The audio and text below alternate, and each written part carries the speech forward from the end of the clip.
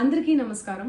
నిన్న ఏదైతే నా బర్త్డే పార్టీ జరిగిందో ఒక చిన్న ఇంట్లో పార్టీ లాగా ఒక ఫ్యామిలీ ఫంక్షన్ లాగా జరుపుకోవాలన్న ఒక ఉద్దేశంతో ఆ రిసార్ట్లో మా అమ్మా నాన్నల కోరిక మేరకు మా అమ్మా నాన్నలతో కలిసి మా ఫ్యామిలీ మెంబర్స్తో కలిసి నేను జరుపుకోవడం జరిగింది. అక్కడ మా అమ్మా నాన్న ఫ్రెండ్స్, మా ఫ్యామిలీ ఫ్రెండ్స్, మా టీమ్ మెంబర్స్ మాత్రమే ఉండడం జరిగింది. అండ్ అట్లనే లిక్కర్ ఉండడం జరిగింది, సౌండ్ సిస్టమ్ ఉండడం జరిగింది. సో సౌండ్ సిస్టమ్కి లిక్కర్కి పర్మిషన్ తీసుకోవాలని చెప్పి నాకు అస్సలు అవగాహన లేదు, ఐడియా కూడా లేదు. అది అనుకోకుండా సడన్గా ప్లాన్ చేసుకొని వెళ్ళిపోవడం జరిగింది అక్కడ. సో అందుకు నాకు అవగాహన లేదు, లేకుంటే నేను డెఫినెట్లీ తీసుకునేదాన్ని. నాకు అసలు గైడెన్సీయే లేదు. ఎవరైనా గైడ్ చేసినా కూడా నేను పర్మిషన్ తీసుకునేదాన్ని, లేకపోతే నేను ఎందుకు ఇలా తెలిసి చెయ్యను కదా. సో ఇదంతా ఇలా తెలిసి అయితే నేను తప్పు చేయలేదు, తెలియకుండా ఇది జరిగిపోయింది. అండ్ అక్కడ లోకల్ లిక్కర్ తప్ప అసలు వేరే ఏ ఇతర పదార్థాలు, మత్తు పదార్థాలు కానీ వాడడం అసలు జరగలేదు. అక్కడ దొరకలేదు కూడా, పోలీసులు సెర్చ్ చేసినా కూడా. అండ్ అక్కడ ఎవరికైతే పాజిటివ్ వచ్చింది అని చెప్పి పోలీసులు చెప్తున్నారో ఆయన ఎక్కడో ఒక చోట తీసుకున్నాడు, ఎప్పుడో తీసుకున్నాడు అని చెప్పి తేలిందని చెప్పి పోలీసులే చెప్పారు. అండ్ అది ఇన్వెస్టిగేషన్ కూడా జరుగుతుంది. మేము కూడా పోలీసులకు కోఆపరేట్ చేస్తున్నాము.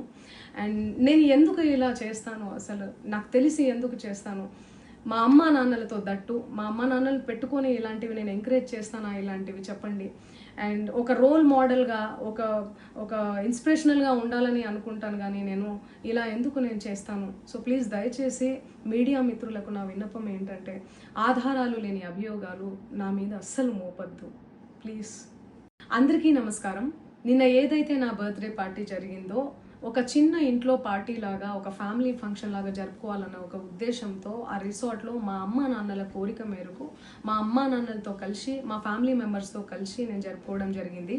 అక్కడ మా అమ్మా నాన్న ఫ్రెండ్స్, మా ఫ్యామిలీ ఫ్రెండ్స్, మా టీమ్ మెంబర్స్ మాత్రమే ఉండడం జరిగింది. అండ్ అట్లనే లిక్కర్ ఉండడం జరిగింది, సౌండ్ సిస్టమ్ ఉండడం జరిగింది.